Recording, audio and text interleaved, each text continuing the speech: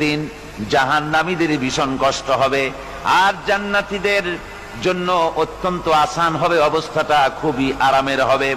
নবীজি বলেন, এক ফরজ নামাজ, এক ওয়াক্ত ফরজ নামাজ আদায় করতে যে সময়টুকুন লাগে, কিয়ামতের মাঠের এই সময় এত বড় বিরাট লম্বা সময় জান্নাতীদের জন্য এরকম হালকা হয়ে যাবে। সুবহানাল্লাহ। হযরত আবু সাঈদ খুদরী রাদিয়াল্লাহু তাআলা আনহু হাদিসখানা বর্ণনা করেছেন, এক ওয়াক্ত নামাজ, একটা ফরজ নামাজ পড়তে যতটুকুন সময় লাগে, এতটুকুন সময়ের ভেতরে জান্নাতীদের কারবার শেষ হয়ে যাবে। সুবহানাল্লাহ ওয়া বিহামদি। আর ওদের কারবার তো শেষই হবে না।